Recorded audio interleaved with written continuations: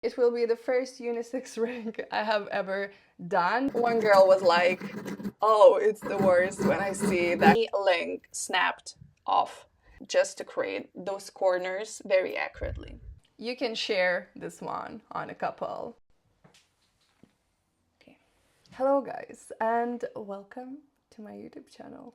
Today I was thinking, it's time for a curb chain. I created different designs using curb chain. I will show a few of them in the screen. I'm pretty obsessed with that curb chain. It looks cool, it looks modern, it's a classic. Why not to do that? And it really depends how you will finish it. So the same curb chain, the same size of the curb chain can look differently according to how you will make it at the end. We will be creating a curb chain ring. You can choose even to leave it on a curb chain side, but I wanted to make more of a challenge and to solder a bezel setting and to put a very beautiful turquoise. I love my turquoise. I know it's all about them now, but it's just the time I'm in turquoise. Sometimes I'm like very into just metal, very into faceted stone setting. So yeah, I'm all over the place as usual. I'm like creative designer. I can't stop my creative side, and it really is like what's in my head. I see a vision, I go for it. Do you know how to do that, Christina? No, you're not. Let's do that. Yeah, so my life pretty much looks like this. At least 5 years I'm making jewelry now. So yeah, I always come back with the curb chain. So this time we're doing unisex ring. It will be the first unisex ring I have ever done, but my design was like going to that side, which I will show you in this video. So yeah, let's get started. As always, while we're making chain, we need a tight coil of jump rings. So we are working on 12 gauge wire here and using 6 number on a ring mandrel. We want that coil would be as straight as possible because then we will be very sure that we have the same size of jump rings. Now we need to cut it, so we need to take that coil first. If we made a good job and it's very tight, it's quite an effort to take it off, but it's worthy for all the next steps that we will be doing. We're measuring the straight line from the first go because it will make sure that we will have the same size of the jump rings. We want to be sure that we have that straight line on. And, cutting 12 gauge wire, it's quite hard. One girl was like, oh, it's the worst when I see that cutting and I don't want to do that. She was pretty annoyed by the view, but I love to see making the chain process. So yeah, we're moving on. Now we are checking how that cutting was done. So if you made some bendings with your saw, of course, we don't have straight line there. We're not connecting our jump ring perfectly. To correct that, we can always go on each of them and have a straight line correct by saw as well. And then we're connecting all the chain together. You can leave some linked like this and solder that separately. I showed you that way in other videos of mine. I will tag it here because it's easier way to do the same soldering on the chain when it's linked like this whole chain together and you're soldering each jump ring on that chain already.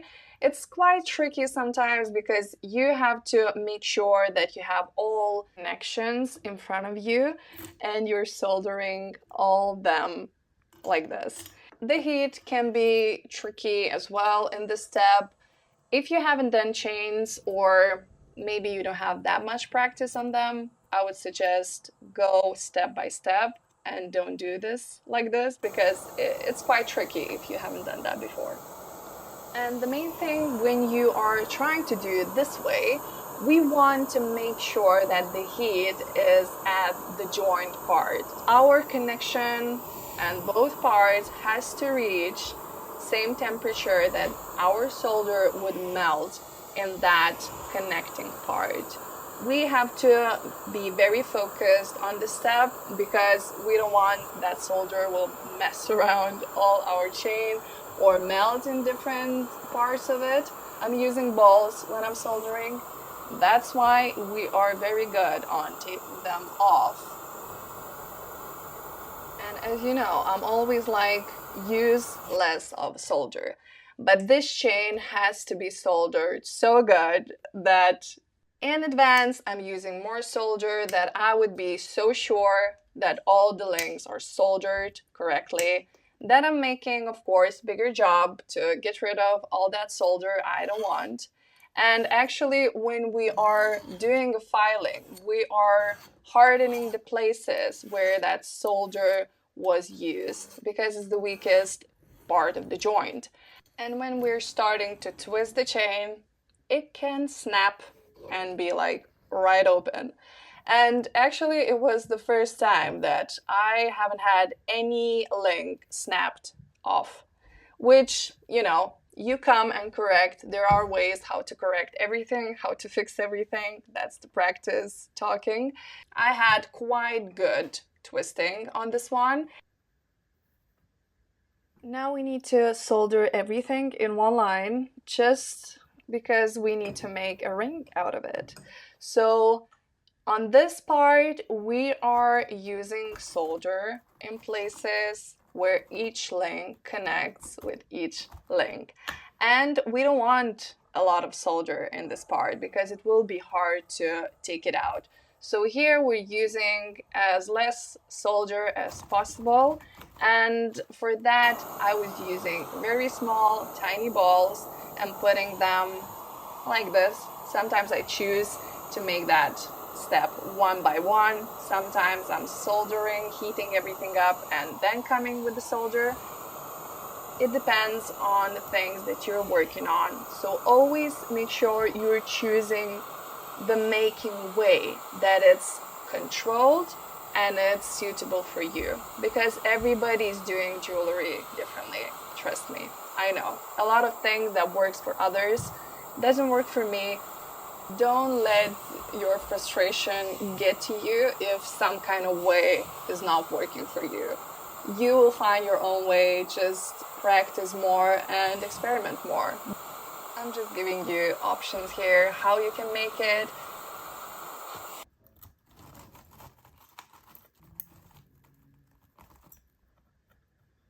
And now we're leaving this chain and starting to make a bezel setting for this gorgeous turquoise. And for that, I'm using parallel pliers, which is my favorite pliers to work with all the time, no matter what I'm doing. It's kind of easy to make those corners with parallel pliers because they have 90 degrees angle. And we're always checking on a stone and then repeating all the steps just to create those corners very accurately. We have thinner bezel wire here. I made this one myself and it's 0.35 millimeters, something like that. That's why we can snap it with flush cutters and be good to go. Create the tension with our fingers by pushing all that bezel together and playing around until we don't see any light coming through that connection. Then we will have a very beautiful solder joint, and that's what we need because we will be pushing this bezel later on and it can open up, so we don't want that. We need to solder that bezel setting on the plate because we need the bottom, so that's obvious. But first of all, always check on your stone how that bezel is looking like. Bottom is the key. Always look at the bottom. And now you can see I was struggling on that soldering part because we need to heat up that bottom part more. I was pushing all that setting to the edge of my honeycomb block and lifting that with my pick, but it is a risky one, so I would suggest better to go on a mesh when you are starting to solder these kind of things, and usually I show you a better way on my videos. It's the way I'm doing, but it's way easier to put something under for sure, and the heat is spreading way better. Okay, now it's time to saw out that bottom part, and for that I'm always using a Sharpie, because actually it makes you more accurate, because you're just seeing that Sharpie line. That's a good trick, and I really love to use it that way. For first part of the sanding process, I tend to use sanding belt because it cuts off the process of sanding for sure. We can lower down the edge and then go and sand more with wet and dry paper sticks. You know I love to use them. I use them all the time. I need to refresh mine, as I see. With sanding sticks, you truly can control your work more, go to the edges, make certain angles. Of course, we're switching grades as we go. Usually I start with 240 grit and then go up. That's, I think, more classic way how you sand. And now we're leaving a bezel setting part and coming back to our chain process again. And I have to mention that we haven't soldered two lengths of the chain. We're using those just as a tool to hold it, push with pliers more because we need that for twisting. Now we're using the same sand belt to sand our curb chain and make it more flat and more edgy, I would say, because the style looks like that more. And you know, Cuban chain and curb chain is so like messed up how it's explained, so it's kind of hard to understand which is which. Just tell me in the comments if you know about that more. And finally, we can use our gorgeous detail to make actual ring out of it. And this one will be opened because we will put and solder the bezel on this way. Be aware that all joints and links are soldered, so we have to be pretty slow on bending because it can, you know, fall apart. We don't want that. But sometimes it happens and it splits. We have to resolder, of course. I always work just with a hard solder. I always forget to mention that part, but I never use easy or medium solder, so you won't see that on the channel. Now we're taking half round pliers and making that upper part a bit more flat. Flattening that even more with the same sand belt. I don't know where that clip went, but the main thing, we have to make it flat just to have that flush with the bezel setting. We have to keep that focus that our heat won't reach the temperature where solder is melting on the wrong space, because all that joint and link part is made with soldering. So we need to keep it that way. We're making that hottest part just where we want that solder would melt in that joint with the bezel. And because we used too much of a solder, it was clearly too much. I'm using saw a lot of the times because it keeps me in control, it keeps me detailed, it cuts where I need to. Sometimes I can't reach it. So for those occasions, we're using wet and dry paper, we're using small files. Use it whatever it takes, just get rid of that solder there. We have to be professionals, okay? So we're learning the best way how to do that. Now you're seeing all the sanding steps.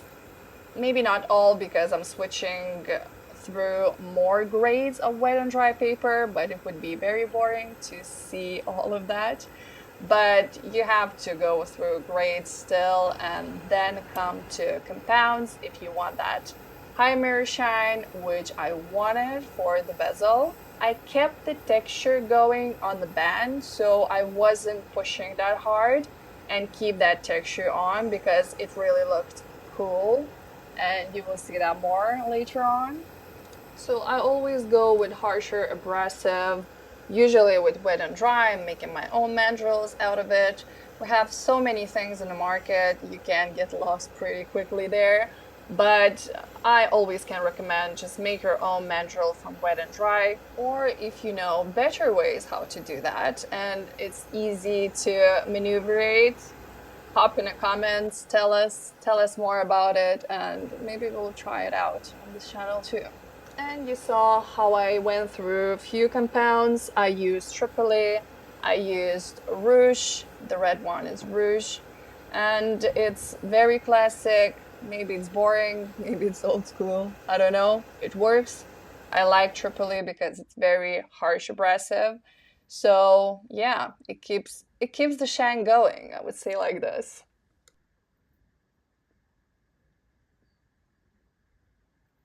I always come to polish again when I finish the ring, because usually when you're setting stones, you scribe something or something happens, maybe you put a ring into a vise and it left a bit of mark there or something. Now I see a lot of compound still there on the joints, and actually that's kind of a bit of a trick to see how it would be looking with patina on, and I really think to put it or not. It's always a decision to make, you know. It's getting hilarious in this channel, I understand, but yeah, this is how the life is on jewelry making, because it's a big decision, you know. Your piece looks way different with patina on and without it. Really a big fan of clean metal because it looks more polished and expensive, but in a photo, usually with patina, it looks better just because it brings all that shyness in that photo. Usually it's very rare occasion you would see patina on some kind of jewelry piece that it would look kind of clean and not like dirty, because usually it looks dirty. There is ways how to make it professional. We will clean this compound out, nothing special about that. I used just very soft bristle brush and very light and clean dishwasher. It has to be a liquid, as liquid foams differently than it would be coming from a bar. So be aware of that. Don't use bars. Bars usually makes the piece very unclean.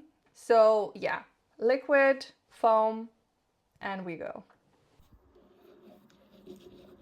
This time we have pretty flat bottom of the bezel, so I'm pretty secure in all the way.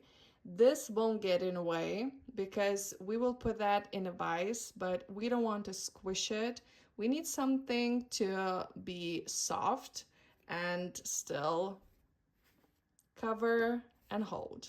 And this way we will have pretty secure holding. I love to work with leather because leather is very holding. It's very hugging, and it has even resistance here. So now we will push the bezel on. We don't have that much of a setting because the stone fits like a dream. It's just like perfectly there. It's not going out. As always, corners first, and we're going circle.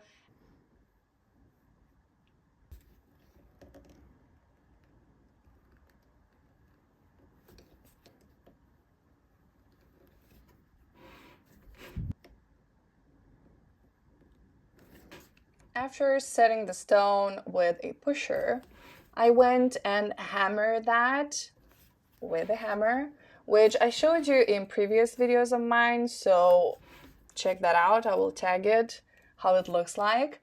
And after that, I went with a pumice wheel. So we are going on with the pumice wheel. Mine is barely there.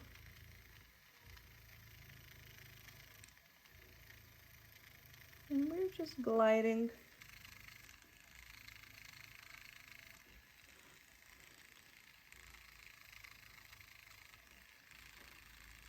I really do take some time here.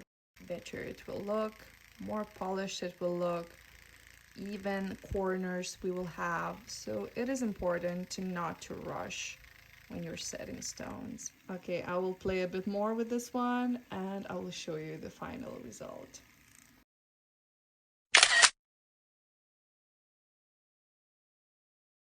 All right, we are done here. We created a very beautiful, modern, cool, awesome, a bit of manly ring, but really, you can share this one on a couple. Man and a woman can wear it the same. Maybe for a man, I would suggest to put that on a small finger. It really does look cool when I see that. So yeah, I hope you like it and I will see you on my next one.